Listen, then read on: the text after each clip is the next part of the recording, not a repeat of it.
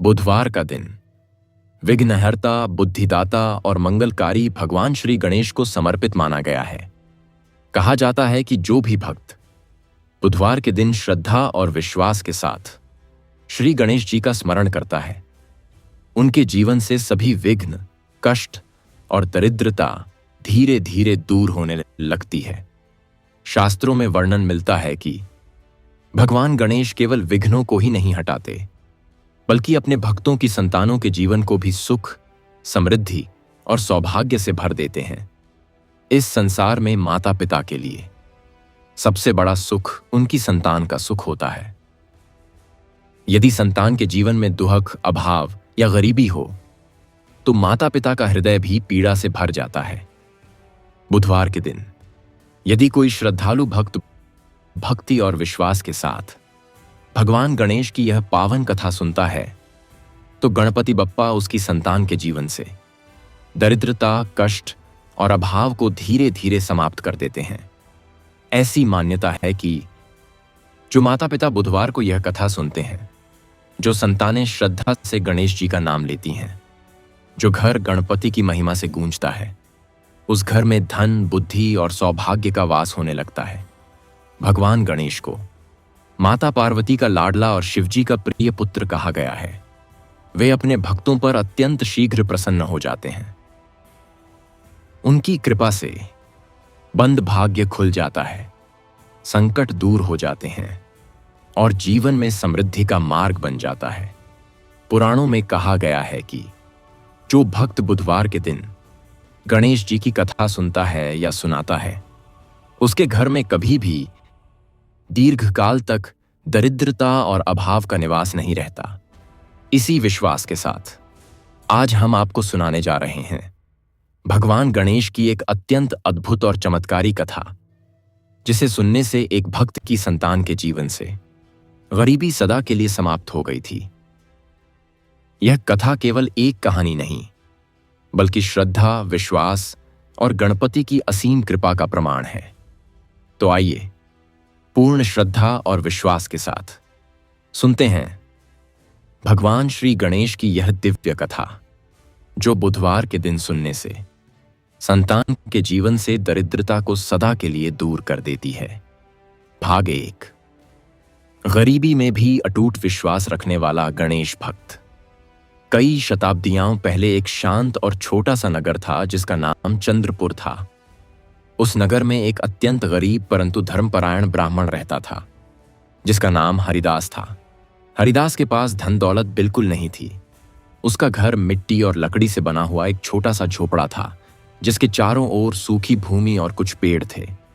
परंतु उसके हृदय में जो धन था वह संसार की किसी संपत्ति से कम नहीं था। वह था भगवान गणेश के प्रति अटूट विश्वास और सच्ची भक्ति। उसकी पत्नी कमला भी अत्यंत साध्वी और धैर्यवान स्त्री थी। उनके जीवन में अनेक कठिनाइयां थीं, पर उन्होंने कभी भी भगवान से शिकायत नहीं की। उनके जीवन का सबसे बड़ा सुख था उनका छोटा पुत्र माधव, जो अत्यंत भोला, सरल और तेजस्वी बालक था। हरिदास अपने पुत्र से अक्सर कहा करता था, बेटा, संसार में धन से बड़ा कुछ नहीं लगता, पर सच्चाई यह है कि सबसे बड़ा धन भगवान का नाम होता है। जिस घर में भगवान गणेश का स्मरण होता है, वहां विघ्न अधिक समय तक टिक नहीं पाते। माधव अपने पिता की बातें बड़े ध्यान से सुनता और फिर भोलेपन से पूछता, पिताजी, क्या सच में गणेश जी हमारी गरीबी दूर कर देंगे?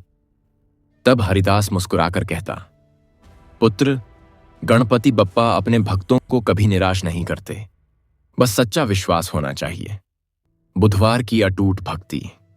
हर सप्ताह जब बुधवार का पवित्र दिन आता, तब हरिदास अत्यंत श्रद्धा और प्रेम के साथ भगवान गणेश की पूजा करता। उसके पास न तो चांदी का दीपक था, न ही सोने का कलश, परंतु वह मिट्टी के एक छोटे से दीपक में तेल डालकर उसे जलाता और भगवान गणेश की छोटी सी प्रतिमा के सामने बैठकर भक्ति में लीन हो जाता। उसकी पत्नी कमला भी उसके साथ बैठकर हाथ जोड़ती और प्रार्थना करती, हे विघ्नहर्ता गणपति, हम गरीब अवश्य हैं, पर हमारी संतान के जीवन में कभी अभाव मत आने देना। छोटा माधव भी अपने माता पिता को देखकर हाथ जोड़ लेता और बाल सुलभ आवाज में कहता, गणपति बप्पा, आप हमारे घर भी आ जाओ। यह दृश्य इतना पवित्र होता कि मानो स्वयं देवता भी उस छोटी सी झोपड़ी में उतर आते हों। अकाल की भयंकर परीक्षा। समय बीतता गया, परंतु एक वर्ष ऐसा आया जब पूरे प्रदेश में भयंकर अकाल पड़ गया। खेत सूख गए, नदियां सिकुड़ गईं और लोगों के घरों में अन्न समाप्त होने लगा। धीरे धीरे नगर के लोगों की स्थिति भी अत्यंत दयनीय हो गई। हरिदास के घर की हालत तो पहले से ही कमजोर थी, इसलिए यह संकट उनके लिए और भी कठिन बन गया। कई कई दिनों तक उनके घर में चूल्हा नहीं जलता था। कमला अपने पुत्र को देखकर चिंतित हो जाती और उसकी आंखों में आंसू भर आते। एक दिन उसने दुखी होकर अपने पति से कहा, स्वामी, अब हम क्या करेंगे? हमारा पुत्र कई दिनों से भूखा है।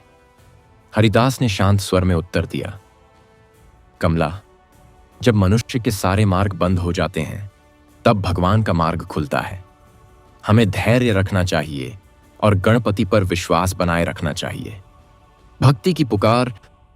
उस रात हरिदास भगवान गणेश की प्रतिमा के सामने बैठ गया। उसकी आंखों में आंसू थे, पर उसके हृदय में विश्वास की ज्योति जल रही थी। उसने हाथ जोड़कर प्रार्थना की, हे विघ्नहर्ता, यदि मैंने जीवन में कभी किसी के साथ छल नहीं किया, यदि मेरी भक्ति सच्ची है, तो मेरी संतान को भूखा मत रहने दीजिए। मैं अपने लिए कुछ नहीं मांगता, पर मेरे पुत्र का कष्ट मुझसे देखा नहीं जाता।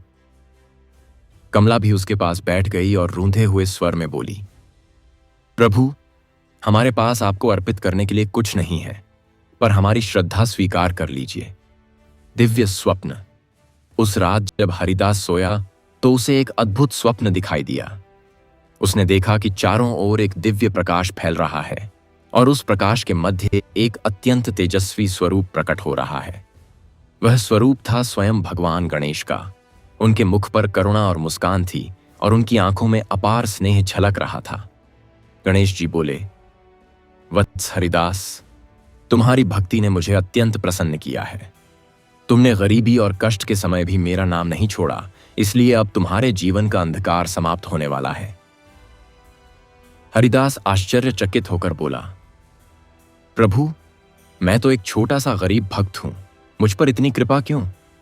गणेश जी मुस्कुराए और बोले, जहां सच्ची श्रद्धा होती है वहां मेरी कृपा अपने आप चली आती है। भाग 1 का समापन। सुबह जब हरिदास की आंख खुली तो उसका हृदय आनंद से भर गया। उसने तुरंत अपनी पत्नी कमला को यह स्वप्न सुनाया। कमला की आंखों में आशा की चमक आ गई और छोटा माधव भी खुशी से उछल पड़ा। उसे विश्वास हो गया कि गणपति बप्पा अब अवश्य उनकी सहायता करेंगे, परंतु उन्हें यह नहीं पता था कि आने वाले दिनों में एक ऐसा अद्भुत चमत्कार होने वाला है जो न केवल उनकी गरीबी को समाप्त करेगा, बल्कि पूरे नगर को यह विश्वास दिला देगा कि बुधवार के दिन गणेश जी की कथा सुनने से संतान के जीवन से दरिद्रता सदा के लिए दूर हो सकती है। भाग 2। गणपति की परीक्षा और रहस्यमयी अतिथि। चंद्रपुर नगर में उस दिन के बाद से हरिदास के मन में एक नई आशा जन्म ले चुकी थी। रात में मिले उस दिव्य स्वप्न ने उसके हृदय को विश्वास से भर दिया था कि अब भगवान गणेश अवश्य उसकी पुकार सुनेंगे।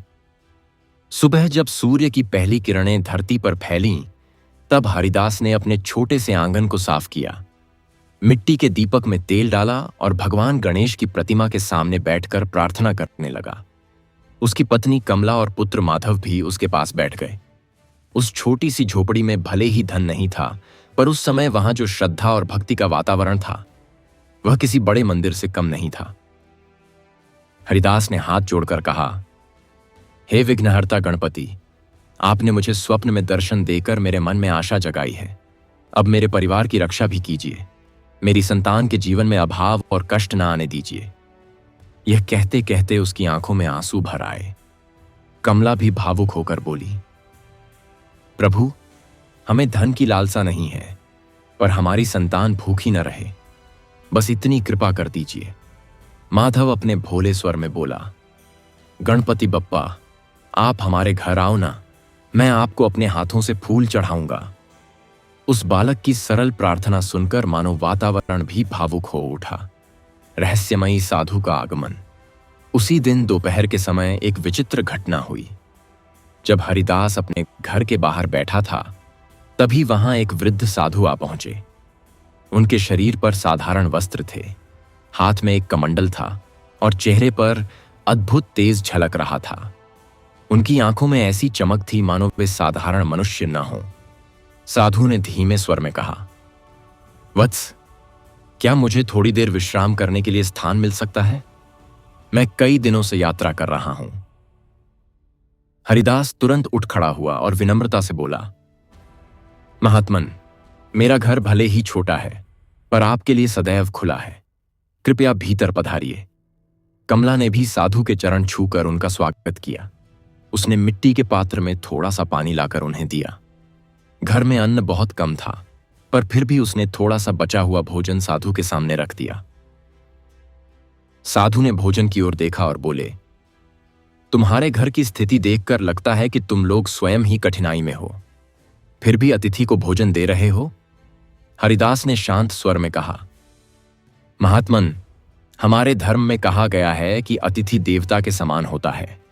यदि हमारे पास थोड़ा भी अन्न हो और हम उसे बांट दें तो वही हमारे लिए सबसे बड़ा पुण्य होता है।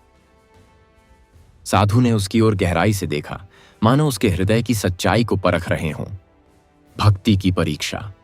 साधु ने भोजन ग्रहण करने के बाद कहा, वत्स, यदि तुम्हें इतना विश्वास है भगवान पर, तो बताओ, क्या तुम्हें कभी इस गरीबी से दुख नहीं होता? हरिदास कुछ क्षण मौन रहा। है फिर बोला, दुख तो होता है महात्मन। जब मैं अपने पुत्र को भूखा देखता हूं तब मेरा हृदय भी पीड़ा से भर जाता है, परंतु फिर मैं सोचता हूं कि यह भी भगवान की परीक्षा है। यदि मैं इस कठिन समय में भी उनका नाम नहीं छोड़ूंगा तो एक दिन अवश्य उनकी कृपा प्राप्त होगी। साधु मुस्कुराए और बोले, यदि भगवान तुम्हारी परीक्षा ले रहे हो तो?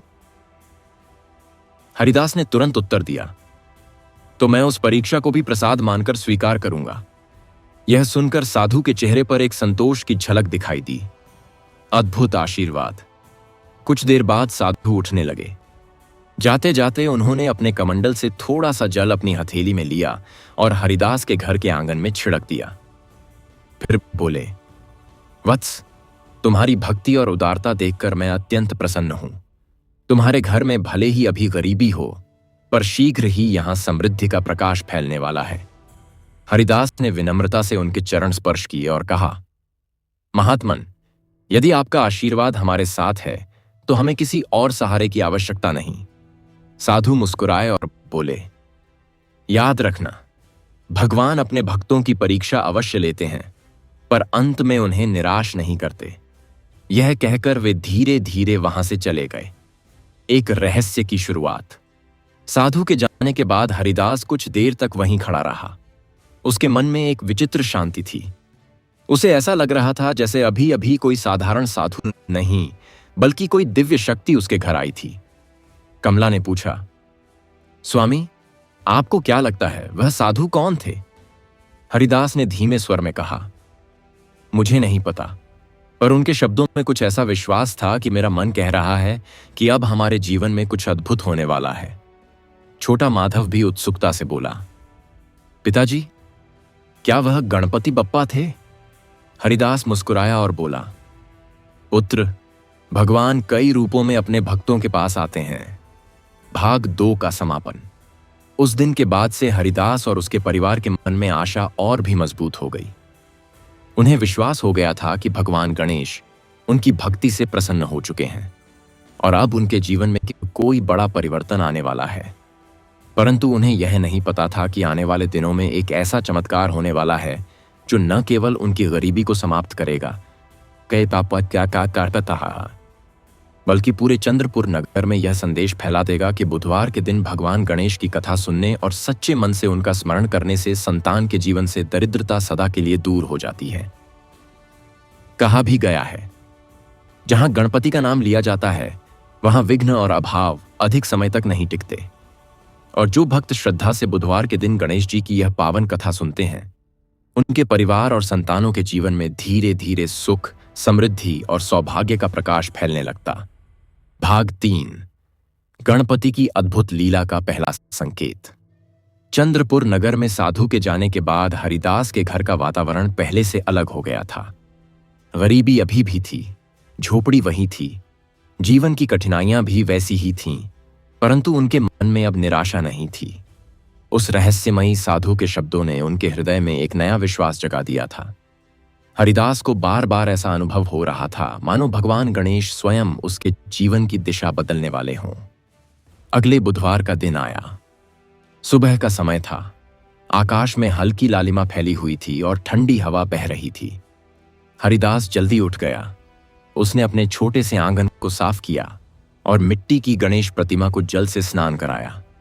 उसके पास फूल नहीं थे, इसलिए उसने पास के पेड़ से गिरे हुए कुछ पत्ते उठाए और उन्हें ही भगवान के चरणों में अर्पित कर दिया। उसके लिए वही सबसे कीमती पूजा थी। कमला भी पास आकर बैठ गई और बोली, स्वामी, आज बुधवार है। आज की पूजा कुछ विशेष भाव से करनी चाहिए। मुझे लगता है भगवान हमारी परीक्षा समाप्त करने वाले हैं। हरिदास मुस्कुराया और बोला, कमला, भगवान का समय मनुष्य के समय से अलग होता है, पर मुझे भी ऐसा ही लगता है कि अब उनकी कृपा निकट है। छोटा माधव भी दौड़कर आया और बोला, पिताजी, मैं भी गणपति बप्पा को प्रणाम करूंगा। उसने अपने छोटे हाथ जोड़कर कहा, गणपति बप्पा, आप मेरे मित्र बन जाओ। उसकी यह सरल प्रार्थना सुनकर हरिदास की आंखें भर आईं। अचानक मिला रहस्यमयी पात्र। उस दिन पूजा समाप्त करने के बाद हरिदास जब अपने घर के बाहर बैठा था, तभी उसकी दृष्टि आंगन के एक कोने में पड़ी। वहां मिट्टी में आधा दबा हुआ एक छोटा सा पीतल का पात्र दिखाई दे रहा था। उसने पहले कभी उस पात्र को नहीं देखा था। हरिदास आश्चर्य से बोला, कमला, जरा इधर आओ, यह पात्र यहां कैसे आया? कमला भी आश्चर्य से बोली, यह तो मैंने भी पहले कभी नहीं देखा। हरिदास ने धीरे से उस पात्र को मिट्टी से बाहर निकाला। वह छोटा सा था पर बहुत सुंदर बना हुआ था। उसके ऊपर गणेश जी की आकृति उकेरी हुई थी। माधव उत्साहित होकर बोला, पिताजी, यह तो गणपति बप्पा का बर्तन है। हरिदास ने उसे ध्यान से देखा और बोला, यह साधारण पात्र नहीं लगता, अद्भुत रहस्य। हरिदास ने उस पात्र को खोला। भीतर कुछ नहीं था, वह पूरी तरह खाली था। कमला थोड़ी निराश होकर बोली, मुझे लगा था इसमें शायद अन्न होगा। पर हरिदास शांत स्वर में बोला, कमला, कभी कभी भगवान संकेत देते हैं, बताते हैं, पर उनका अर्थ तुरंत समझ में नहीं आता। माधव ने उत्सुकता से पूछा, पिताजी, क्या यह वही साधु छोड़कर गए होंगे? हरिदास ने गहरी सोच में कहा, संभव है पुत्र, क्योंकि उस साधु के आने के बाद ही यह सब हो रहा है। कमला ने धीरे से कहा, मुझे तो लगता है वह कोई साधारण साधु नहीं थे। पहला चमत्कार। उस दिन शाम को कमला ने सोचा कि उस पात्र को साफ कर लिया जाए। उसने उसमें थोड़ा सा पानी डाला ताकि उसे धो सके, पर जैसे ही उसने पानी डालकर उसे झुकाया, तब एक अद्भुत घटना हुई। पात्र से पानी की जगह दूध की धारा निकलने लगी। कमला घबरा गई और जोर से बोली, स्वामी, जल्दी आइए। हरिदास दौड़कर आया। उसने देखा कि उस पात्र से सचमुच दूध निकल रहा था। वह कुछ क्षण तक आश्चर्य से उसे देखता रहा। माधव खुशी से चिल्लाया, मां, गणपति बप्पा ने हमें दूध दिया है। हरिदास की आंखों में आंसू आ गए। उसने तुरंत हाथ जोड़ लिए और बोला, हे विघ्नहर्ता, यह आपकी ही कृपा है। कमला भी भावुक होकर बोली, प्रभु, आपने हमारी पुकार सुन ली। नगर में फैलती खबर। अगले ही दिन यह अद्भुत घटना पूरे चंद्रपुर नगर में फैल गई। लोग आश्चर्यचकित थे कि एक गरीब ब्राह्मण के घर में ऐसा चमत्कार कैसे हो सकता है। कई लोग उस पात्र को देखने आए। कुछ लोग श्रद्धा से झुक गए तो कुछ लोग संदेह से देखने लगे। एक वृद्ध व्यक्ति बोला, यह अवश्य भगवान गणेश की कृपा है, क्योंकि यह पात्र उनके चिन्ह से युक्त है। हरिदास विनम्रता से कहता, यह सब भगवान की लीला है, मैं तो केवल उनका छोटा सा भक्त हूं। भाग 3 का समापन। उस दिन के बाद से हरिदास के घर में एक नई आशा का प्रकाश फैल गया। वह रहस्यमयी पात्र अब उनके लिए केवल एक बर्तन नहीं था, बल्कि भगवान गणेश की कृपा का प्रतीक बन चुका था। परंतु यह तो केवल एक शुरुआत थी।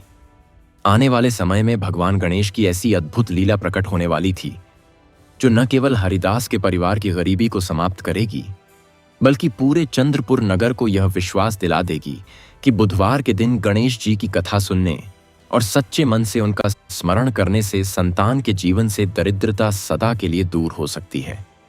कहा गया है, जहां गणपति का स्मरण होता है वहां अभाव और विघ्न अधिक समय तक नहीं टिकते। और जो भक्त श्रद्धा से बुधवार के दिन गणेश जी की यह पावन कथा सुनते हैं, उनके घर में धीरे धीरे सुख, समृद्धि और सौभाग्य का प्रकाश फैलने लगता है। भाग 4, गरीबी मिटाने वाली गणपति की रहस्यमयी कृपा। चंद्रपुर नगर में हरिदास के घर में जो अद्भुत पीतल का पात्र मिला था, उसकी चर्चा अब दूर दूर तक फैल चुकी थी। लोग उस पात्र को देखने आते और आश्चर्य से भर जाते, परंतु हरिदास के मन में अभिमान का लेश मात्र भी नहीं था। वह हमेशा कहता, यह सब भगवान गणेश की कृपा है, मैं तो केवल उनका सेवक हूं। हर बुधवार को वह पहले से भी अधिक श्रद्धा से गणपति की पूजा करने लगा। उसकी झोपड़ी छोटी थी, परंतु वहां भक्ति का प्रकाश इतना था कि आने वाला हर व्यक्ति शांति का अनुभव करता। कमला भी अब पहले की तरह दुखी नहीं रहती थी। वह हर दिन भगवान गणेश के सामने दीप जलाकर प्रार्थना करती, हे विघ्नहर्ता, जैसे आपने हमें यह कृपा दी है, वैसे ही संसार के हर दुखी घर में भी सुख का प्रकाश भर दीजिए। छोटा माधव तो उस पात्र को भगवान का उपहार मानता था। वह रोज उसके पास बैठकर कहता, गणपति बप्पा, आप हमारे घर में ही रहना। नगर के लोगों की परीक्षा। एक दिन नगर के कुछ धनी व्यापारी उस पात्र को देखने आए। वे लोग मन ही मन सोच रहे थे कि यह सब शायद कोई चाल हो। एक व्यापारी बोला, हरिदास, क्या सच में इस पात्र से दूध निकलता है? हरिदास शांत स्वर में बोला, भैया, यह सब प्रभु की इच्छा पर निर्भर है, मैं तो केवल उनका नाम लेता हूं। व्यापारी ने कहा, यदि यह सच है तो हमारे सामने भी यह चमत्कार होना चाहिए। हरिदास ने भगवान गणेश का स्मरण किया और धीरे से उस पात्र को उठाया। उसने उसमें थोड़ा सा जल डाला और प्रार्थना की, हे गणपति, यदि यह आपकी लीला है तो इन लोगों को भी आपकी शक्ति का अनुभव कराइए। कुछ ही क्षणों बाद उस पात्र से फिर से दूध की धारा निकलने लगी। यह देखकर सभी लोग स्तब्ध रह गए। एक वृद्ध व्यक्ति ने हाथ जोड़ लिए और बोला, यह तो सचमुच गणपति की कृपा है, लोभ का जन्म। परंतु जहां भक्ति होती है वहां कभी कभी लोभ भी जन्म ले लेता है।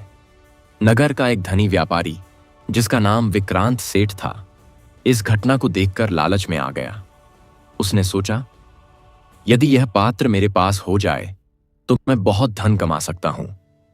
उसने हरिदास से कहा, ब्राह्मण, यह पात्र मुझे दे दो, इसके बदले मैं तुम्हें बहुत धन दूंगा। हरिदास मुस्कुराकर बोला, सेठ जी, यह वस्तु बेचने की नहीं है, यह भगवान का प्रसाद है। सेठ ने फिर कहा, सोच लो, मैं तुम्हें सोने के 100 सिक्के दूंगा। और हरिदास ने दृढ़ता से उत्तर दिया, भगवान की कृपा का मूल्य धन से नहीं लगाया जा सकता। सेठ के मन में क्रोध भर गया। वह वहां से चला गया, पर उसके मन में एक योजना जन्म ले चुकी थी। रात का रहस्य। उस रात चंद्रपुर नगर में घोर अंधकार था। सभी लोग अपने घरों में सो चुके थे। इसी समय विक्रांत सेठ चुपके चुपके हरिदास की झोपड़ी के पास पहुंचा। उसके साथ 2 सेवक भी थे। सेठ ने धीरे से कहा, आज यह पात्र मेरा होगा। उन्होंने झोपड़ी का दरवाजा धीरे से खोला और भीतर प्रवेश किया। हरिदास और उसका परिवार गहरी नींद में सो रहे थे। सेठ धीरे धीरे उस पात्र के पास पहुंचा। उसने उसे उठाया और मुस्कुराते हुए बोला, अब यह मेरी संपत्ति है। पर जैसे ही उसने उस पात्र को उठाया, तभी एक अद्भुत घटना हुई। गणपति का अदृश्य संरक्षण। अचानक झोपड़ी के भीतर तेज प्रकाश फैल गया। सेठ और उसके सेवक घबरा गए। उन्हें ऐसा लगा मानो किसी अदृश्य शक्ति ने उनके पैरों को जकड़ लिया हो। वे चाहकर भी एक कदम आगे नहीं बढ़ पा रहे थे। तब एक गंभीर और दिव्य स्वर गूंजा, जो वस्तु भक्ति से प्राप्त होती है उसे लोभ से छीनने का प्रयास करने वाला कभी सुखी नहीं हो सकता। सेठ भय से कांपने लगा। उसके हाथ से वह पात्र गिर गया।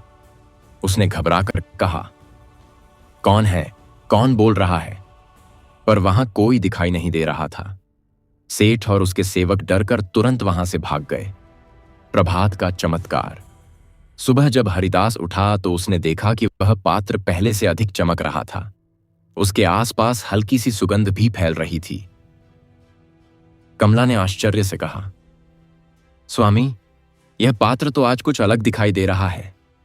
हरिदास ने भगवान गणेश को प्रणाम किया और बोला, प्रभु, आपकी लीला अपरंपार है।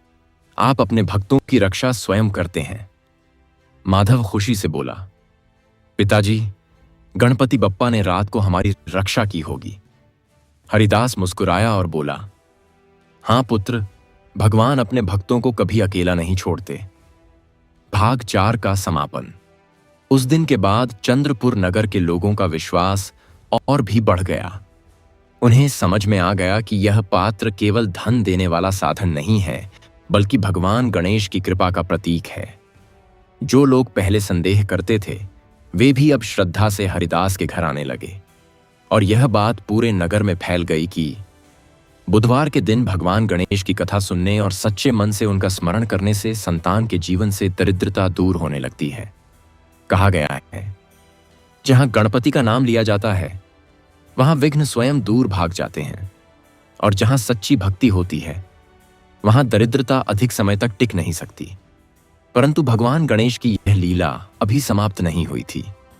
आने वाले समय में एक ऐसा अद्भुत चमत्कार होने वाला था जो पूरे चंद्रपुर नगर को सदा के लिए बदल देगा।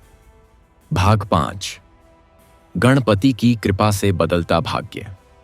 चंद्रपुर नगर में अब हरिदास के घर का वातावरण पहले जैसा नहीं रहा था। पहले जहां उस छोटी सी झोपड़ी में केवल अभाव, चिंता और संघर्ष का वास था, वहीं अब वहां भक्ति, आशा और दिव्य विश्वास का प्रकाश फैल चुका था। परंतु हरिदास और उसकी पत्नी कमला के मन में अभी भी विनम्रता और सरलता ही थी। वे इस चमत्कार को अपना नहीं, बल्कि भगवान गणेश की असीम कृपा मानते थे। हर बुधवार की भांति उस दिन भी प्रातः काल का समय था। सूरज की पहली किरणें आकाश में फैल रही थीं। पक्षियों का मधुर कलरव वातावरण को पवित्र बना रहा था। हरिदास स्नान करके आंगन में बैठा और मिट्टी की छोटी सी गणेश प्रतिमा के सामने दीपक जलाया। उसने हाथ जोड़कर धीरे से प्रार्थना की, हे विघ्नहर्ता, यदि मेरे जीवन में कोई भी पुण्य है, यदि मैंने कभी किसी भूखे को अन्न दिया है या किसी दुखी को सांत्वना दी है, तो कृपा कर मेरे परिवार को सदैव अपनी शरण में रखना। कमला भी पास बैठ गई और उसने गणेश जी के चरणों में कुछ जंगली फूल रख दिए। उनके पास मंदिर जैसा वैभव नहीं था, परंतु उनकी श्रद्धा इतनी सच्ची थी कि मानो स्वयं देवता वहां उपस्थित हों। छोटा माधव भी आकर बैठ गया और बोला, पिताजी, आज गणपति बप्पा को क्या भोग लगाएंगे? हरिदास मुस्कुराया और बोला, पुत्र, हमारे पास जो भी है वही भगवान का है। आज हम उन्हें गुड़ पोहा, थोड़ा सा चावल अर्पित करेंगे। माधव ने खुशी से हाथ जोड़ लिए। अचानक आया अतिथि। उस दिन दोपहर के समय एक थका हुआ यात्री चंद्रपुर नगर में पहुंचा। वह दूर दराज के प्रदेश से आया हुआ एक ब्राह्मण था। कई दिनों की यात्रा से वह अत्यंत थका हुआ और भूखा था। वह धीरे धीरे चलते हुए हरिदास की झोपड़ी के सामने पहुंचा और बोला, भद्रपुरुष, क्या मुझे थोड़ा जल मिल सकता है? हरिदास तुरंत उठकर बाहर आया और बोला, अतिथि तो स्वयं भगवान का रूप होता है, आप भीतर आइए। कमला ने तुरंत पानी और थोड़ा सा भोजन परोसा। ब्राह्मण ने कृतज्ञता से भोजन किया। भोजन के बाद उसने हरिदास से पूछा, तुम इतने गरीब होते हुए भी इतना आदर क्यों करते हो? हरिदास ने शांत स्वर में कहा, महाराज, मेरे गुरु कहते थे कि जो अतिथि का सम्मान करता है, उसके घर में देवता स्वयं निवास करते हैं। ब्राह्मण मुस्कुराया, जैसे वह इस उत्तर से प्रसन्न हो गया हो। पात्र का नया चमत्कार। जब वह ब्राह्मण भोजन कर रहा था, तब उसकी दृष्टि उस पीतल के पात्र पर पड़ी जो हरिदास के घर में मिला था। उसने पूछा, यह पात्र कहां से आया? हरिदास ने पूरी घटना विनम्रता से बता दी। ब्राह्मण ने ध्यान से उस पात्र को देखा और फिर धीरे से बोला, यह साधारण पात्र नहीं है, यह भगवान गणेश की कृपा का प्रतीक है। इतना कहकर उसने आंखें बंद कर लीं और कुछ मंत्र जपने लगा। कुछ क्षणों बाद उसने कहा, हरिदास, इस पात्र में थोड़ा जल डालो। हरिदास ने वैसा ही किया। जैसे ही जल डाला गया, उस पात्र से इस बार केवल दूध ही नहीं बल्कि सुगंधित घी की धारा निकलने लगी। कमला और माधव आश्चर्य से भर गए। माधव खुशी से बोला, मां देखो, गणपति बप्पा ने फिर चमत्कार किया, सच्चाई का उद्घाटन। ब्राह्मण मुस्कुराया और बोला, हरिदास, तुम्हें पता है यह सब क्यों हो रहा है? हरिदास ने सिर झुकाकर कहा, नहीं महाराज, यह सब भगवान की लीला है। ब्राह्मण बोला, हां, यह लीला ही है, पर यह तुम्हारी सच्ची भक्ति का फल भी है। भगवान गणेश अपने सच्चे भक्तों की परीक्षा लेते हैं और जब उन्हें विश्वास हो जाता है कि भक्त का मन निर्मल है, तब वे स्वयं उसकी सहायता करते हैं। कमला की आंखों में आंसू आ गए। उसने हाथ जोड़कर कहा, महाराज, क्या सच में भगवान हमारी सहायता कर रहे हैं? ब्राह्मण बोला, हां, पर याद रखो, यह कृपा केवल तुम्हारे लिए नहीं है। तुम्हारे माध्यम से भगवान पूरे नगर को भक्ति का महत्व समझाना चाहते हैं। एक नया संकेत। इतना कहकर वह ब्राह्मण उठ खड़ा हुआ। हरिदास ने विनम्रता से कहा, महाराज, कृपया कुछ और समय रुकिए। पर ब्राह्मण मुस्कुराकर बोला, मेरा मार्ग लंबा है, पर जाने से पहले मैं तुम्हें एक बात बता देता हूं। हरिदास ध्यान से सुनने लगा। ब्राह्मण बोला, अगले बुधवार को एक ऐसी घटना होगी जो तुम्हारे जीवन की दिशा पूरी तरह बदल देगी। उस दिन भगवान गणेश स्वयं तुम्हारी भक्ति का फल प्रकट करेंगे। इतना कहकर वह धीरे धीरे वहां से चला गया। भाग 5 का समापन। उस दिन के बाद हरिदास का परिवार और भी अधिक श्रद्धा से भगवान गणेश की पूजा करने लगा। उन्हें विश्वास हो गया था कि भगवान गणेश उनकी परीक्षा ले रहे हैं और जल्द ही कोई बड़ा चमत्कार होने वाला है। चंद्रपुर नगर के लोग भी अब हर बुधवार को हरिदास के घर आने लगे। वे गणेश जी की कथा सुनते और भक्ति में लीन हो जाते और धीरे धीरे यह बात पूरे प्रदेश में फैल गई कि जो भी श्रद्धा से बुधवार के दिन भगवान गणेश की यह दिव्य कथा सुनता है, उसके जीवन से दरिद्रता दूर होने लगती है और संतान के जीवन में सुख और समृद्धि का मार्ग खुल जाता है। कहा गया है, गणपति का स्मरण जहां होता है वहां विघ्न दूर भाग जाते हैं और जहां सच्चा विश्वास होता है वहां दरिद्रता अधिक समय तक नहीं टिकती। परंतु भगवान गणेश की लीला अभी समाप्त नहीं हुई थी। अगले बुधवार को होने वाली घटना पूरे चंद्रपुर नगर के इतिहास को बदलने वाली थी। भाग 6। जब गणपति ने भक्त की परीक्षा ली। चंद्रपुर नगर में अब हरिदास के घर का वातावरण पूरी तरह बदल चुका था।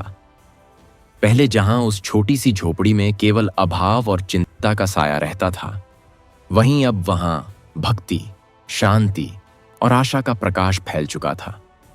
परंतु हरिदास और उसका परिवार यह भली भांति जानते थे कि भगवान की कृपा मिलने के बाद भी मनुष्य को विनम्र और धर्म के मार्ग पर चलना चाहिए।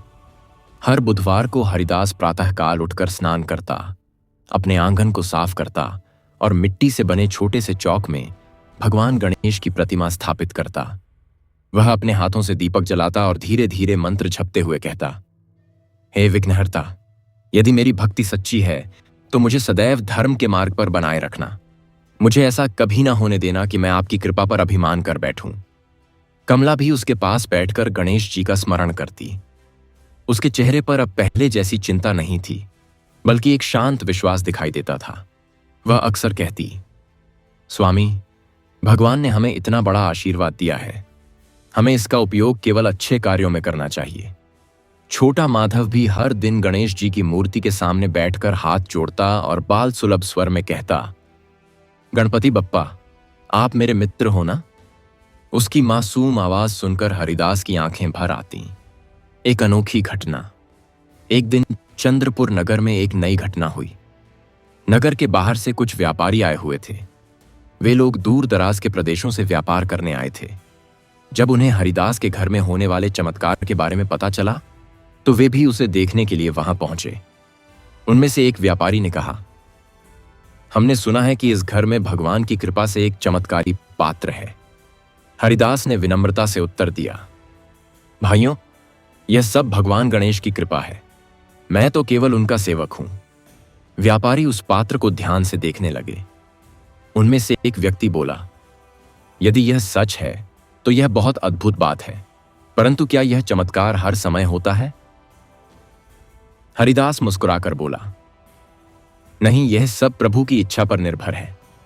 गणपति की परीक्षा। उसी समय वहां एक वृद्ध साधु भी आ पहुंचे। उनके चेहरे पर तेज था और उनकी आंखों में गहरी शांति दिखाई देती थी। उन्होंने धीरे से कहा, वत्स हरिदास, क्या तुम सच में भगवान गणेश के भक्त हो? हरिदास ने तुरंत उनके चरण स्पर्श किए और बोला, महाराज, मैं तो केवल एक साधारण मनुष्य हूं। यदि भगवान मुझे अपना भक्त मानते हैं तो यह मेरे लिए सबसे बड़ा सौभाग्य है। साधु ने मुस्कुराकर कहा, तो क्या तुम भगवान की आज्ञा का पालन करोगे? हरिदास ने बिना किसी संकोच के कहा, यदि वह धर्म के मार्ग पर हो तो मैं अवश्य करूंगा। साधु बोले, तो सुनो, मैं तुमसे एक परीक्षा लेना चाहता हूं। कठिन निर्णय। साधु ने उस चमत्कारी पात्र की ओर संकेत करते हुए कहा, यदि तुम्हारी भक्ति सच्ची है तो इस पात्र को नगर के सबसे गरीब परिवार को दे दो। यह सुनकर वहां उपस्थित सभी लोग चौंक गए। कमला भी कुछ क्षण के लिए स्तब्ध रह गई। यह वही पात्र था जिसकी वजह से उनके घर में भोजन की कमी समाप्त हो गई थी। यदि यह पात्र चला गया तो शायद फिर से वही गरीबी लौट सकती थी। कुछ क्षण तक वहां गहरा मौन छाया रहा। फिर हरिदास ने शांत स्वर में कहा, महाराज, यदि यह भगवान की इच्छा है तो मुझे कोई आपत्ति नहीं। कमला ने उसकी ओर देखा। उसकी आंखों में चिंता थी, परंतु उसने भी सिर झुका दिया। वह बोली, यदि यह गणपति की इच्छा है तो हमें स्वीकार करना चाहिए। अद्भुत परिणाम। हरिदास उस पात्र को लेकर नगर के उस परिवार के पास गया जो सबसे अधिक गरीब था। वह परिवार कई दिनों से भूखा था। हरिदास ने वह पात्र उन्हें दे दिया और कहा, यह भगवान का प्रसाद है, इसका उपयोग केवल अच्छे कार्यों के लिए करना। जब वह वापस अपने घर लौटा तो उसके मन में कोई पछतावा नहीं था, बल्कि उसे एक अजीब सी शांति महसूस हो रही थी। उसी रात जब पूरा परिवार सो रहा था, तब अचानक झोपड़ी में एक दिव्य प्रकाश फैल गया। हरिदास की आंख खुल गई। उसने देखा कि उसके सामने स्वयं भगवान गणेश का दिव्य स्वरूप प्रकट हुआ है। गणपति मुस्कुराकर बोले, वत्स हरिदास, आज तुमने सच्ची भक्ति का प्रमाण दिया है। जिसने अपनी सुविधा छोड़कर किसी दूसरे के दुहक को दूर किया, वही मेरा सच्चा भक्त है। इतना कहकर उन्होंने अपने हाथ से आशीर्वाद दिया। क्षण भर में झोपड़ी के भीतर सुगंध फैल गई और वातावरण दिव्य प्रकाश से भर गया। भाग 6 का समापन। अगली सुबह जब हरिदास जागा तो उसने देखा कि उसके आंगन में पहले से भी अधिक समृद्धि का संकेत दिखाई दे रहा था। ऐसा लगा मानो भगवान गणेश ने उसकी परीक्षा लेकर उसे और भी बड़ा आशीर्वाद देने का निश्चय किया हो। उस दिन के बाद से चंद्रपुर नगर में यह बात और भी दृढ़ हो गई कि जो भी श्रद्धा से बुधवार के दिन भगवान गणेश की कथा सुनता है और दूसरों की सहायता करता है, उसके जीवन से दरिद्रता दूर होने लगती है और संतान के जीवन में सुख का मार्ग खुल जाता है। कहा गया है, जहां गणपति का स्मरण होता है वहां विघ्न दूर भाग जाते हैं, और जहां सच्चा त्याग और सेवा होती है वहां भगवान स्वयं निवास करते हैं। परंतु भगवान गणेश की लीला अभी समाप्त नहीं हुई थी। आने वाले समय में एक ऐसा चमत्कार होने वाला था जो पूरे चंद्रपुर नगर को हमेशा के लिए बदल देने वाला था। भाग 7। जब गणपति ने भक्त की संतानों के भाग्य का द्वार खोल दिया। बहुत समय पहले नर्मदा नदी के किनारे एक अत्यंत प्राचीन और पवित्र नगर बसा हुआ था, जिसका नाम था अनंतपुर। यह नगर अपने विशाल मंदिरों, वेदों के मधुर उच्चारण और धार्मिक वातावरण के लिए दूर दूर तक प्रसिद्ध था। अनंतपुर में अनेक धनी व्यापारी, विद्वान ब्राह्मण और पराक्रमी योद्धा रहते थे। पर उसी नगर के एक कोने में एक अत्यंत साधारण और निर्धन परिवार भी रहता था। उस परिवार का मुखिया था ब्राह्मण हरिदास। हरिदास के पास न तो कोई बड़ा घर था, न भूमि, न धन संपत्ति। वह एक छोटी सी कुटिया में अपनी पत्नी लक्ष्मी और अपने 2 छोटे पुत्रों मोहन और शिवराम के साथ रहता था। जीवन अत्यंत कठिन था। कई बार ऐसा होता कि पूरे दिन परिश्रम करने के बाद भी घर में केवल थोड़ा सा अन्न नहीं आता था। परंतु इन सब कठिनाइयों के बावजूद हरिदास के चेहरे पर कभी चिंता की रेखा नहीं दिखाई देती थी, क्योंकि उसके हृदय में एक अटूट विश्वास था भगवान गणेश पर। हर बुधवार की पूजा हरिदास का जीवन एक नियम पर चलता था। वह हर बुधवार प्रातःकाल सूर्योदय से पहले उठता, नदी में स्नान करता और फिर अपने घर के छोटे से पूजा स्थान में भगवान गणेश की मिट्टी की प्रतिमा के सामने दीपक जलाता। उसकी आवाज धीरे धीरे पूरे घर में गूंजती।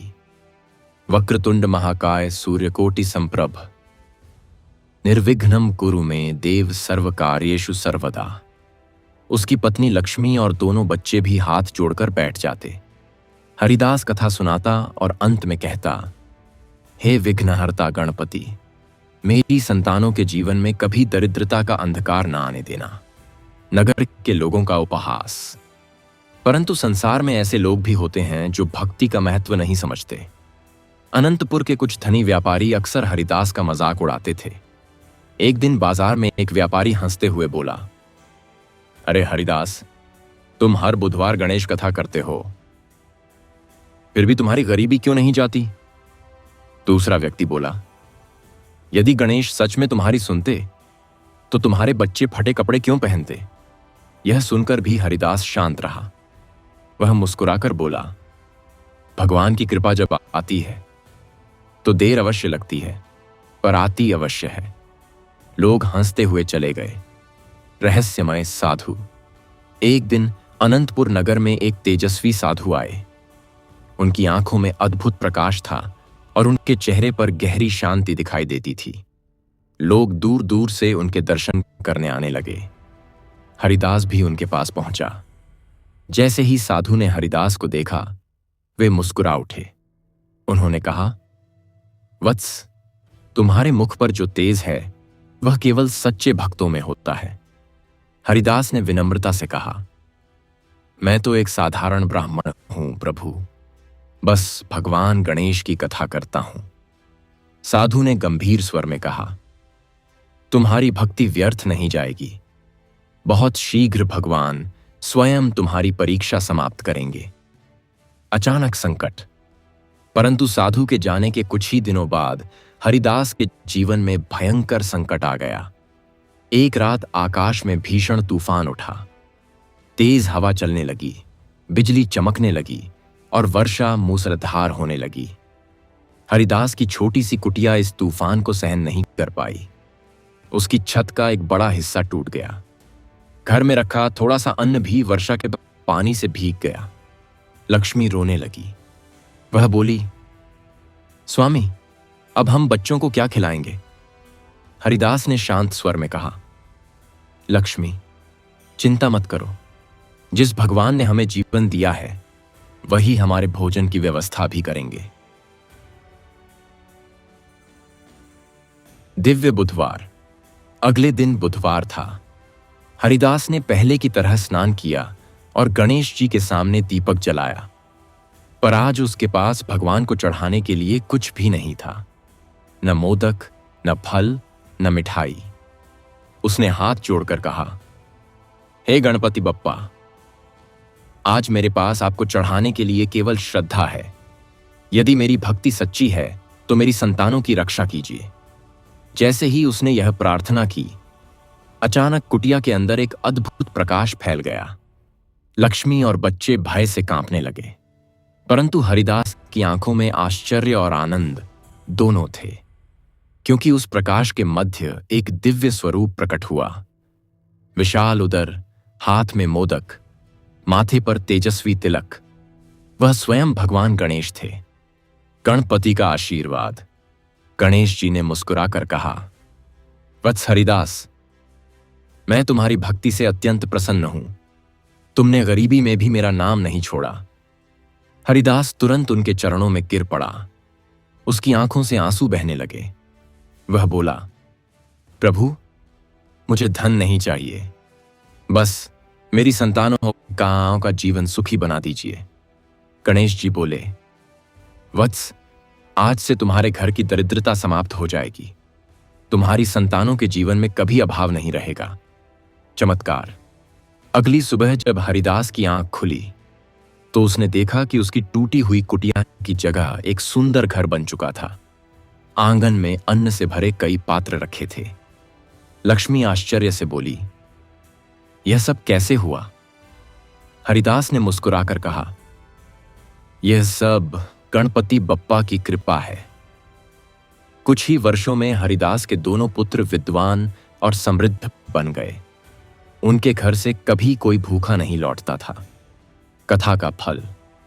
कहा जाता है, जो भी श्रद्धा से बुधवार के दिन भगवान गणेश की यह दिव्य कथा सुनता है, उसके घर से दरिद्रता धीरे धीरे समाप्त हो जाती है और उसकी संतानों के जीवन में सुख, समृद्धि और सम्मान का प्रकाश फैल जाता है।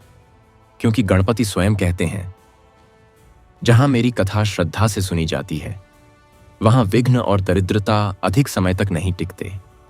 भाग 8। जब गणपति ने निर्धन बालक को राज सिंहासन तक पहुंचा दिया। बहुत प्राचीन समय की बात है। विंध्य पर्वतों के पास एक समृद्ध और विशाल राज्य था, कैखा, विजयनगर। यह राज्य धन, अन्न और वैभव से भरपूर था। यहां के राजा वीरेंद्र देव न्यायप्रिय और धर्मात्मा थे। परंतु उस राज्य के एक छोटे से गांव में एक अत्यंत गरीब परिवार रहता था। उस परिवार का मुखिया था भक्त गंगाधर। गंगाधर एक साधारण किसान था। उसके पास केवल एक छोटा सा खेत था, जिससे मुश्किल से परिवार का गुजारा चलता था। उसकी पत्नी सीता अत्यंत सहनशील और धर्मपरायण स्त्री थी।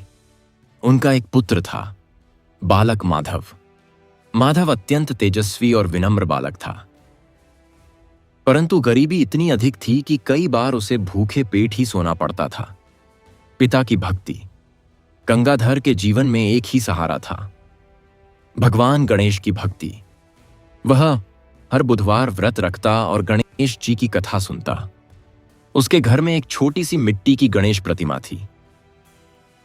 हर बुधवार वह उस प्रतिमा के सामने दीपक जलाता और कहता, हे विघ्नहर्ता, मेरे जीवन में चाहे कितना भी कष्ट हो, पर मेरी संतानों के जीवन में दरिद्रता कभी ना आने देना।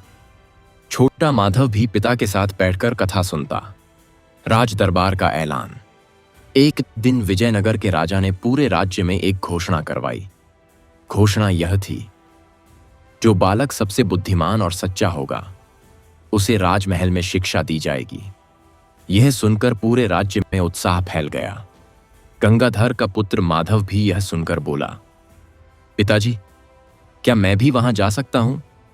गंगाधर मुस्कुराया और बोला, बेटा, यदि भगवान गणेश की कृपा होगी तो तुम अवश्य जाओगे। परीक्षा का दिन। कुछ दिनों बाद राजमहल में सैकड़ों बालक एकत्र हुए। राजा ने सभी से एक प्रश्न पूछा, सच्चा धन क्या है? कई बालकों ने उत्तर दिया, सोना, हीरे, महल। पर जब माधव की बारी आई तो उसने हाथ जोड़कर कहा, महाराज, सच्चा धन भगवान की भक्ति और माता पिता का आशीर्वाद है। पूरा दरबार स्तब्ध रह गया। राजा वीरेंद्र देव ने मुस्कुराकर कहा, यह बालक अत्यंत बुद्धिमान है, गणपति की कृपा। राजा ने माधव को राजमहल में शिक्षा देने का निर्णय लिया। पर उसी रात राजा को एक अद्भुत स्वप्न आया। उन्होंने देखा कि एक दिव्य प्रकाश प्रकट हुआ है।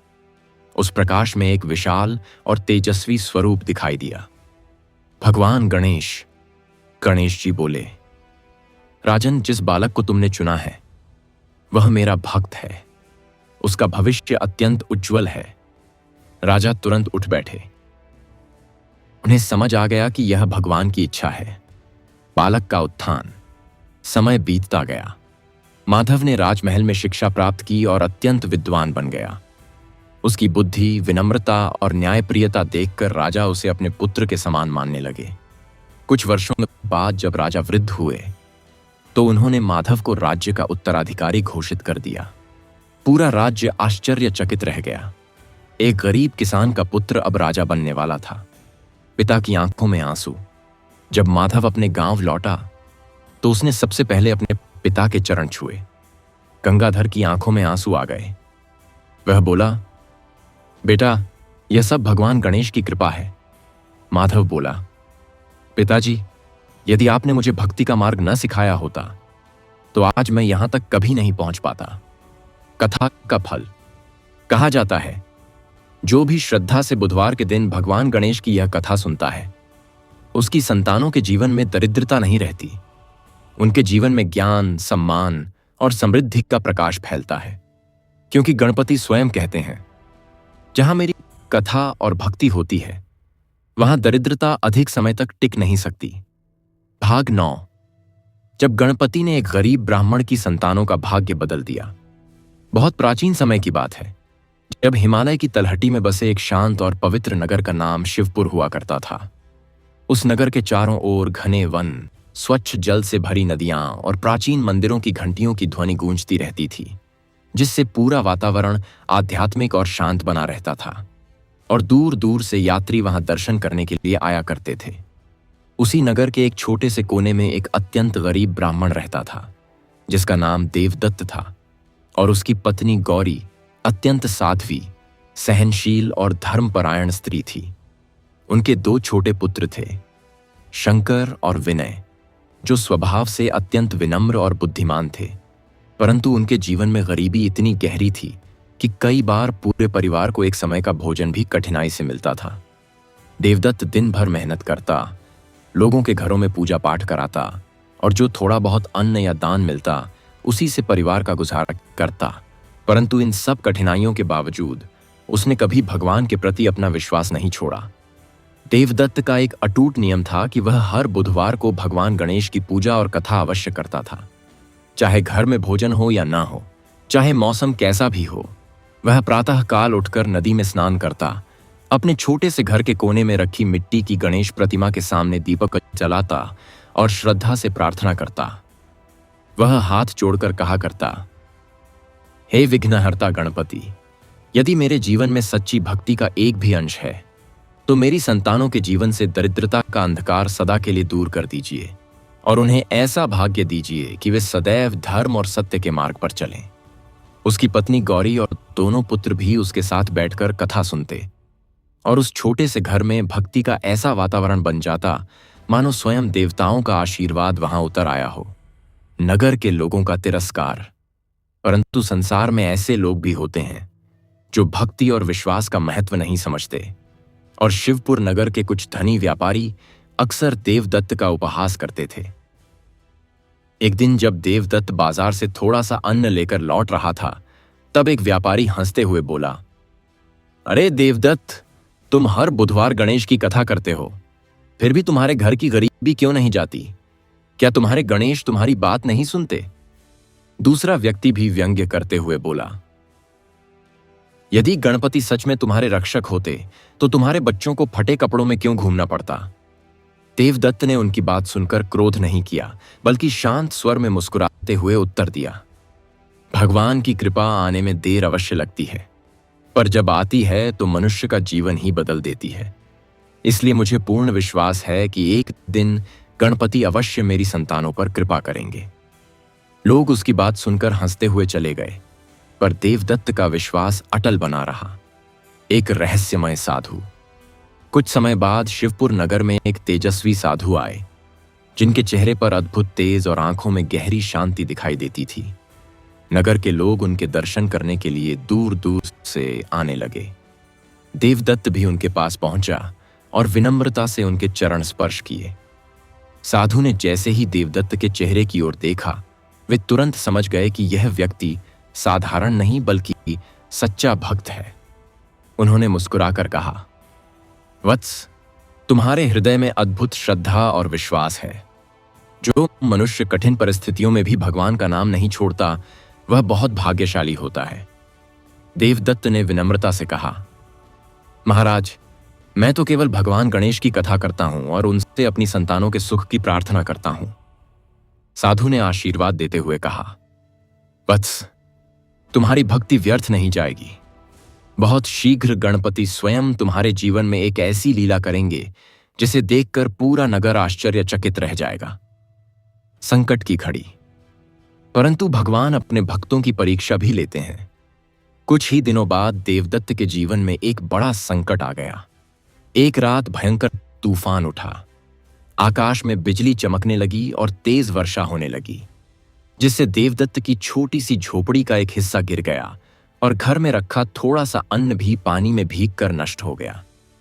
गौरी रोने लगी और बोली, स्वामी, अब हम बच्चों को क्या खिलाएंगे? हमारे पास तो कुछ भी नहीं बचा।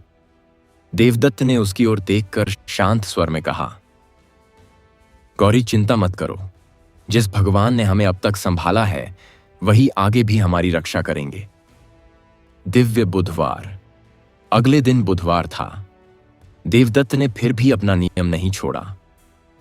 वह नदी में स्नान करके आया और टूटी हुई झोपड़ी के कोने में गणेश जी की प्रतिमा के सामने दीपक जलाकर बैठ गया। उसने हाथ जोड़कर कहा, हे विघ्नहर्ता गणपति, आज मेरे पास आपको अर्पित करने के लिए न मोदक है, न फल, न मिठाई। मेरे पास केवल श्रद्धा और विश्वास है।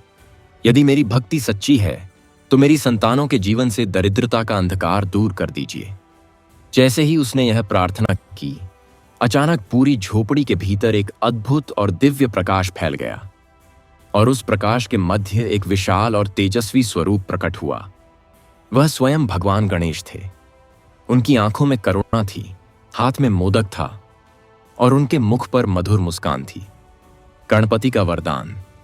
गणेश जी ने मधुर स्वर में कहा, वत्स देवदत्त, मैं तुम्हारी भक्ति और धैर्य से अत्यंत प्रसन्न हूं। तुमने गरीबी और संकट के समय भी मेरा नाम नहीं छोड़ा, इसलिए आज से तुम्हारे जीवन की दरिद्रता समाप्त हो जाएगी और तुम्हारी संतानों का भाग्य चमक उठेगा। देवदत्त और गौरी तुरंत उनके चरणों में गिर पड़े। उनकी आंखों से आंसू बहने लगे। देवदत्त ने कहा, प्रभु, मुझे धन नहीं चाहिए, बस इतना आशीर्वाद दीजिए कि मेरी संतानों का जीवन सुखी और धर्ममय हो। गणेश जी मुस्कुराए और बोले, वत्स, ऐसा ही होगा। कथा का फल। अगले ही दिन से देवदत्त के जीवन में परिवर्तन होने लगा। कुछ समय बाद उसके पुत्र विद्वान और समृद्ध बन गए और पूरे नगर में उनका सम्मान होने लगा। लोग आश्चर्य से कहते, देखो, यह वही देवदत्त है जिसकी गरीबी कभी समाप्त नहीं होती थी, पर गणपति की कृपा से आज उसका घर समृद्धि से भर गया है। तब से कहा जाता है, जो भी श्रद्धा से बुधवार के दिन भगवान गणेश की यह कथा सुनता है, उसकी संतानों के जीवन से दरिद्रता का अंधकार दूर हो जाता है और उनके जीवन में सुख, सम्मान और समृद्धि का प्रकाश फैल जाता है। भाग 10। जब गणपति ने एक अहंकारी राजा का घमंड तोड़कर भक्त की संतानों को महान बना दिया। बहुत प्राचीन काल की बात है, जब भारत भूमि के मध्य में एक विशाल और समृद्ध राज्य हुआ करता था जिसका नाम सूर्यगढ़ था। यह राज्य अपने विशाल महलों, समृद्ध बाजारों, ऊंचे मंदिरों और पराक्रमी सेना के कारण दूर दूर तक प्रसिद्ध था। यहाँ के राजा महेंद्र वर्मा अत्यंत शक्तिशाली और धनी थे, परंतु समय के साथ उनके मन में धीरे धीरे अहंकार बढ़ता चला गया था, क्योंकि उन्हें यह लगने लगा था कि उनके राज्य की समृद्धि केवल उनकी शक्ति और बुद्धि के कारण ही है। सूर्यगढ़ राज्य के एक छोटे से गांव में एक गरीब ब्राह्मण रहता था जिसका नाम श्रीनाथ था। वह अत्यंत सरल, दयालु और भगवान गणेश का परम भक्त था। उसकी पत्नी सावित्री अत्यंत पतिव्रता और सहनशील स्त्री थी और उनके 2 छोटे पुत्र थे, आदित्य और नारायण। श्रीनाथ के पास धन संपत्ति नहीं थी, परंतु उसके पास एक अमूल्य खजाना था, भगवान गणेश के प्रति अटूट श्रद्धा।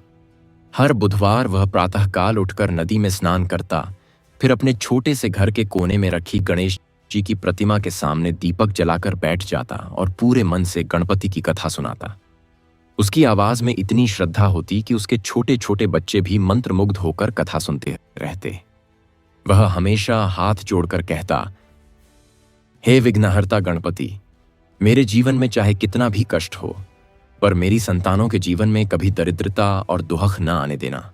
उन्हें सदैव धर्म और सत्य के मार्ग पर चलने की शक्ति देना। राजा का अहंकार। उसी समय राजा महेंद्र वर्मा के मन में एक विचित्र विचार आया। उन्होंने अपने मंत्रियों से कहा, इस राज्य में लोग देवताओं की पूजा बहुत करते हैं, परंतु वास्तव में उनकी समृद्धि का कारण मैं हूं। इसलिए अब राज्य में केवल मेरी ही पूजा होनी चाहिए। राजा के आदेश से पूरे राज्य में यह घोषणा कर दी गई कि अब से लोग केवल राजा की ही स्तुति करेंगे। यह समाचार जब श्रीनाथ के गांव पहुंचा तो लोग भयभीत हो गए, परंतु श्रीनाथ ने शांत स्वर में कहा, राजा का सम्मान करना हमारा कर्तव्य है, परंतु भगवान की भक्ति छोड़ना उचित नहीं है, क्योंकि वही हमारे जीवन के सच्चे रक्षक हैं। परीक्षा की शुरुआत। कुछ दिनों बाद राजा को यह समाचार मिला कि एक गरीब ब्राह्मण अभी भी गणेश जी की पूजा करता है। राजा क्रोधित हो गया। उसने सैनिकों को आदेश दिया कि उस ब्राह्मण को दरबार में प्रस्तुत किया जाए। जब श्रीनाथ दरबार में पहुंचा तो राजा ने कठोर स्वर में कहा, क्या तुम वही व्यक्ति हो जो मेरे आदेश के बाद भी गणेश की पूजा करता है? श्रीनाथ ने शांत स्वर में उत्तर दिया, महाराज, मैं आपका अत्यंत सम्मान करता हूं, परंतु भगवान की भक्ति मेरा जीवन है।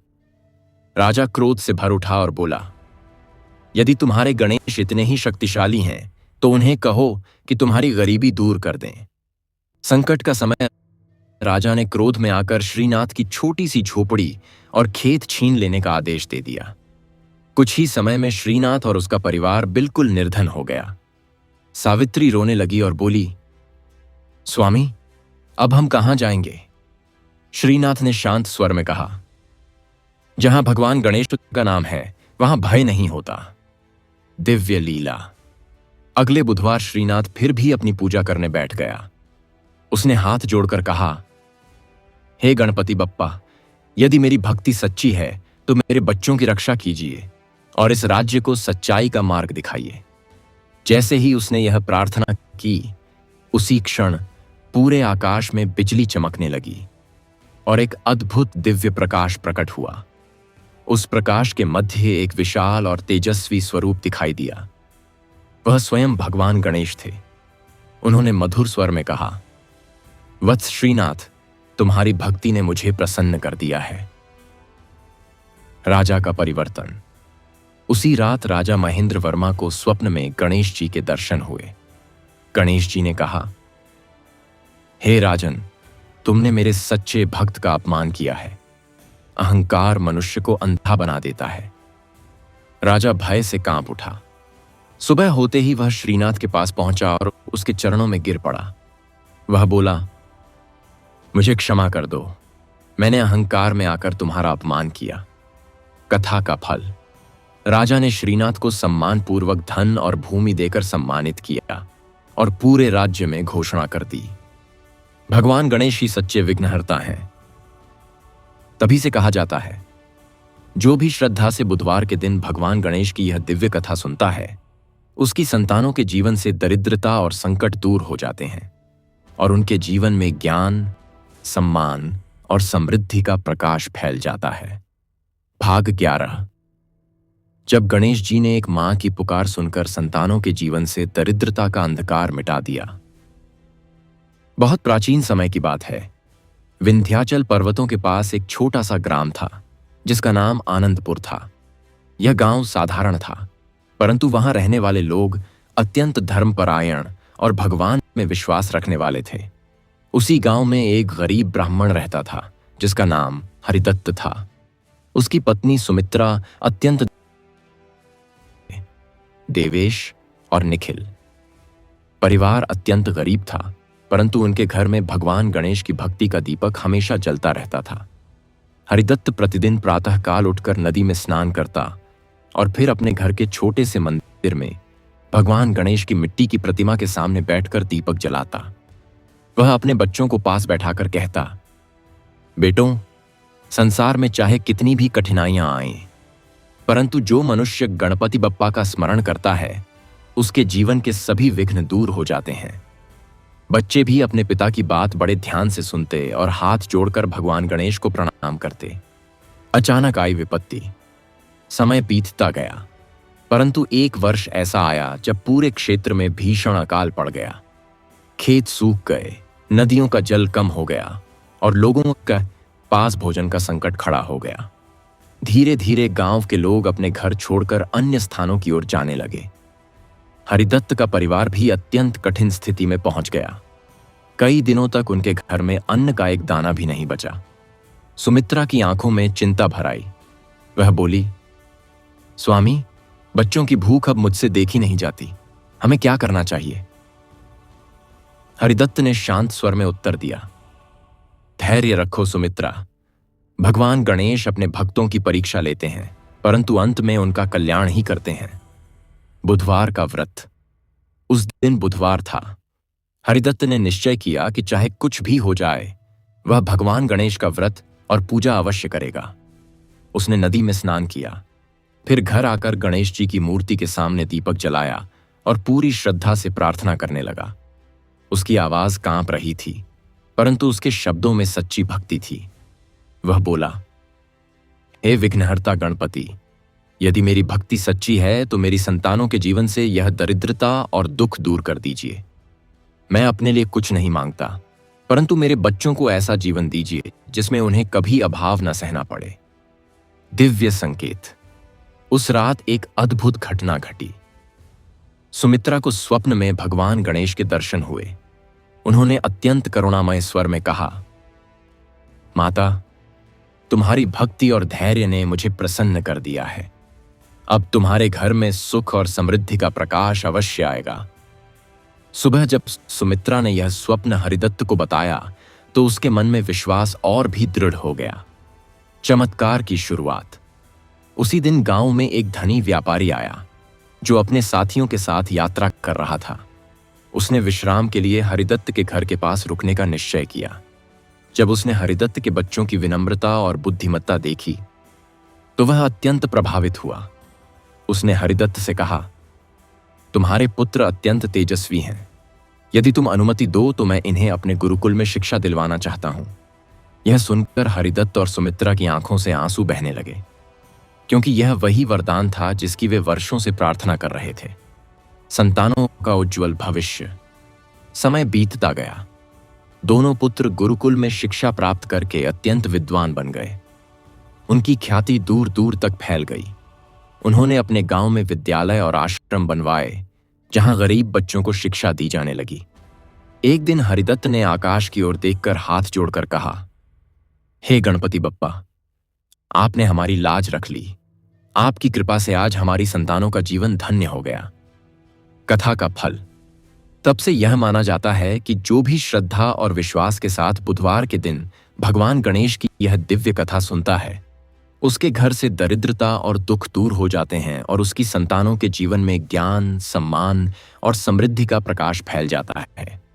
भगवान गणेश स्वयं उनके मार्ग के सभी विघ्नों को दूर करके उनके परिवार को सुख और शांति का आशीर्वाद देते हैं। भाग 12। जब भगवान गणेश ने संतानों पर आने वाली विपत्ति को दूर कर भक्त के घर में समृद्धि का प्रकाश फैलाया। बहुत समय पहले नर्मदा नदी के तट पर एक अत्यंत प्राचीन और शांत नगर बसा हुआ था, जिसका नाम विनायकपुर था। यह नगर अपने सुंदर मंदिरों और धार्मिक वातावरण के लिए प्रसिद्ध था।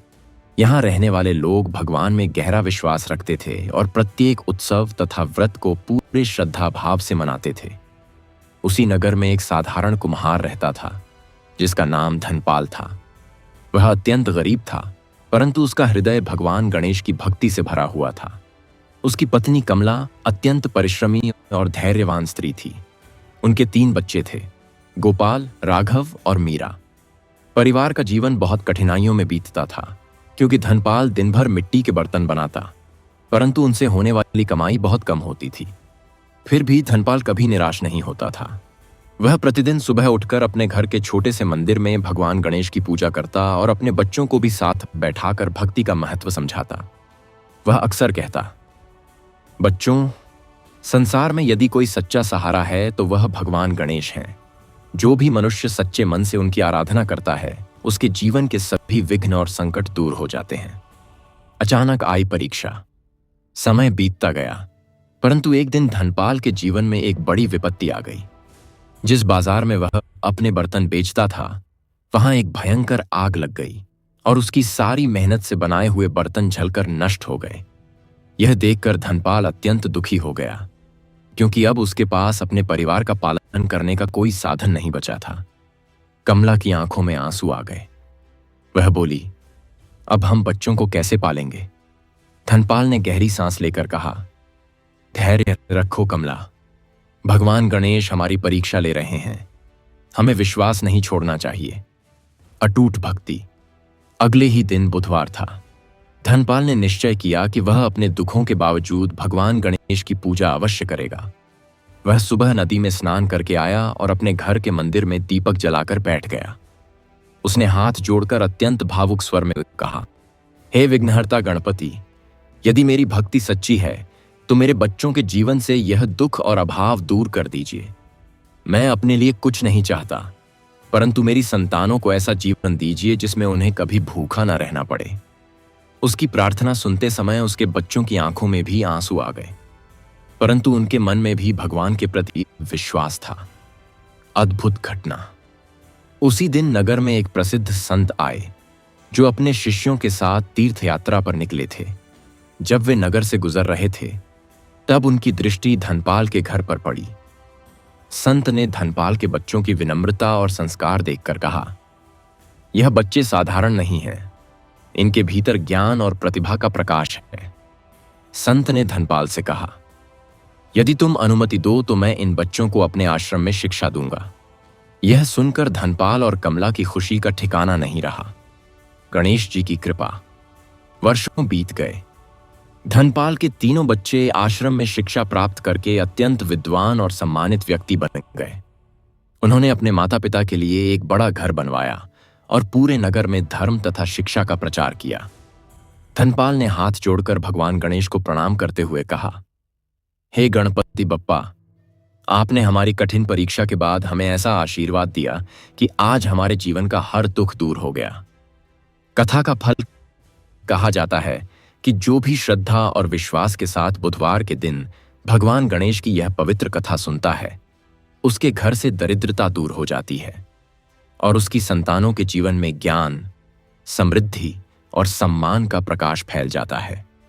भगवान गणेश स्वयं उनके जीवन के सभी विघ्नों को दूर करके उनके परिवार को सुख, शांति और उन्नति का आशीर्वाद प्रदान करते हैं।